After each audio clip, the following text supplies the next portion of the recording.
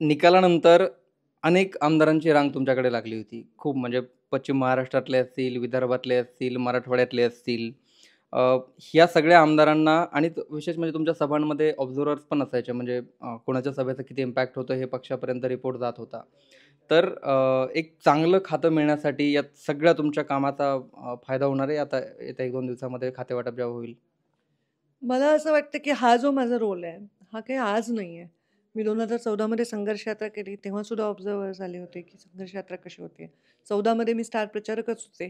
तेव्हाही मला वेगळं एक व्यवस्था होती, हेलिकॉप्टर होतं, मी सगळीकडे सभा घेत होते. 19 मध्ये पण मी स्वतः उभी असताना देखील मी 50-60च्या वर 60-70 सभा घेतल्या महाराष्ट्रामध्ये. तर मी ह्या रोलमध्ये नेहमीच होते.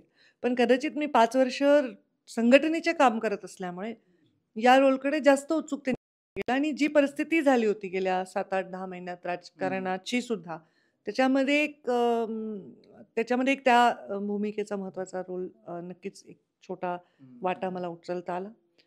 तर सभांना गर्दी, ऑब्झर्व्हर ह्या सगळ्या गोष्टी जरी असल्या, तरीही नेतृत्वाच्या मनामध्ये आपल्यासाठी काहीतरी असतं. त्या क्षणी आपल्याला ते कळत नसतं. त्याच्या नंतर कळत असतं, की काय आहे आणि मला केंद्रीय नेतृत्वावर काम करण्यासाठी जे 5 वर्ष मिळाले, ते माझ्यासाठी खूप अमूल्य होते. कारण मला एकदम क्रीम ऑफ बी-जे-पीवर काम करता आलं.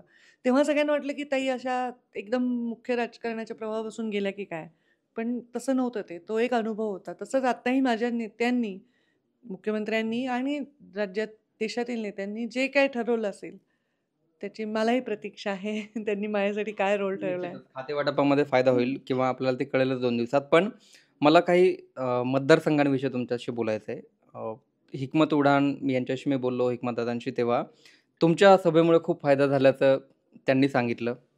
तिकडच्या लोकांशी मी जेव्हा प्रचार काळात बोलत होतो, तर घनसावंगीमध्ये तुमच्या सभेत इम्पॅक्ट झाल्याचं सांगितलं. पण पाथर्डी शिवगावमध्ये बाजूचं वातावरण थोडंसं टफ होतं. तिथे तुम्ही तुमच्या सभेची खूप मागणी होती. तिथल्या सभेचा किस्सा काय होता? कारण तिथले पाथर्डीत असं सांगितलं गेलं, की ताईंच्या सभेसाठी ऑब्झर्व्हर खास आणले होते.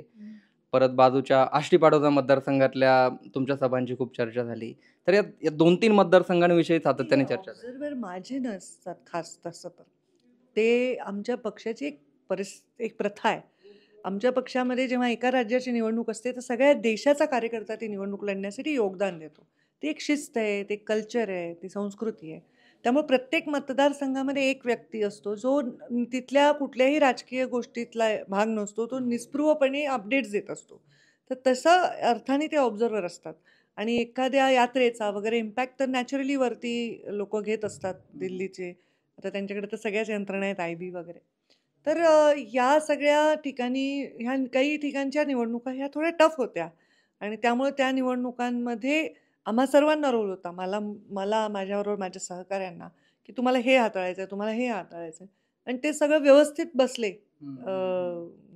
सॉकेट्स आणि यशाकडे आमचे प्रत्येक गेले. शेवटची सभा हिकमत उडाणांची मी घेतली होती आणि अगदी तिथे डिक्लेअर पण नव्हती केली फार आधी. 3 वाजता मी 3:30 वाजता पोहोचले आणि तिथून 5 वाजता शेवटची सभा त्यांची घेतली आणि मला आनंद आहे म्हणजे माझ्यामुळेच नाही मला म्हणायचं पण माझं योगदान छोटंसं एक चिमूटभर.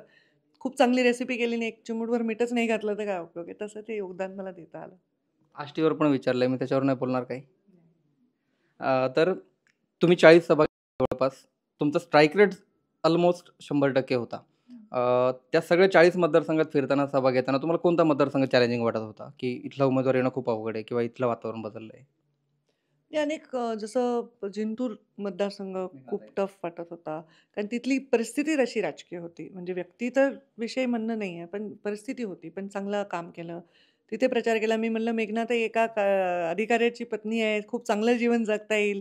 खूप ऐषारामात राहू शकतील. पण राजकारणाचं व्रत घेतलंय. शेवटी माणूस जेव्हा चांगलं जीवन सोडून राजकारणात येतो, तर काही राजकारणाचं जीवन काही सरळ नाही खूप कष्टाचं जीवन आहे. असं प्रत्येक ठिकाणी कन्व्हिन्स करून, त्यांच्या भाषेत बोलून, प्रत्येक ठिकाणी लाडकी बहिणीचा जे इम्पॅक्ट होता, तो त्या ग्रामीण भाषेत, त्यांच्या भाषेत, त्या महिलांना कळेल अशा भाषेत बोलून, त्याचा खूप चांगला परिणाम झाला आणि चांगल्या सीट आल्या. आमची इव्हन पाथर्डीची पण सीट आम्ही चांगल्या मताने पक्षाने सगळ्या खूप चांगलं काम तिथे केलं. म्हणजे सगळीकडे आमचे कर्डिले साहेब आले निवडून. हिकमत उडान निवडून आले. परत आकाश फुंडकरकडे गेले मी, प्रताप अडसरकडे गेले, विदर्भात सुद्धा सभा घेतल्या. एक सुरेश खाडेंकडे गेले, पश्चिम महाराष्ट्रात सभा घेतल्या. सगळीकडेच सभा घेतल्या आणि सगळ्या एक 3 जागा फक्त पराभूत झाल्या. बाकी सगळ्या ठिकाणी म्हणजे सगळ्या ठिकाणी निवडून आले याच्यात 100% योगदान उमेदवाराचं, पक्षाच्या प्रत्येक बारीक कार्यकर्त्याचं आहे.